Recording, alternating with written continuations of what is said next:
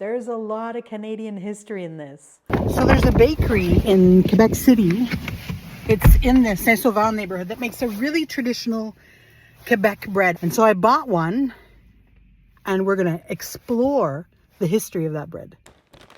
I got me some fresh bread. Louis Marchand teaches bread making here at the local culinary school, and he's the only one to teach how to make this bread. And it dates back to the early 19th century. This is called, I love the name in French. How could I translate it in English? No, I don't think you can say ass bread, but it's directly translated to that in French.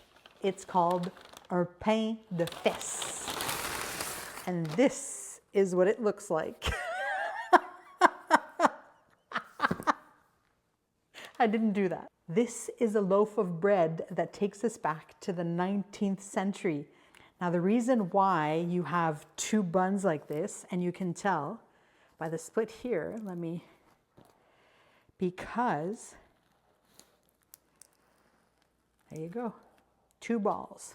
One ball here and another one here, and it's cooked in a rectangle mold. Now, before that, breads were just cooked on the sole of the oven, right?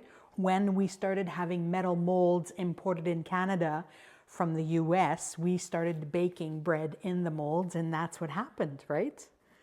Isn't this cool? This is made with, of course, as you can see, white flour. And what is the best way to enjoy this bread? Hot with just a little piece of butter. That's it. That's how I like to enjoy it. Wow. See how the gluten in there is so well developed? So much elasticity. Cheers. I love it. I love everything about this bread.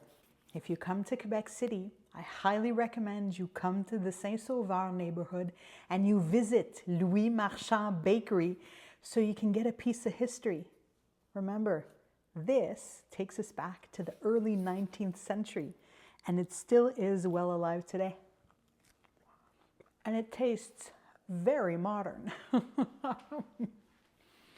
The future of food lies in the past. How would you eat pain de fesses? I'm curious. Don't be naughty now. Hey foodies, happy tasting.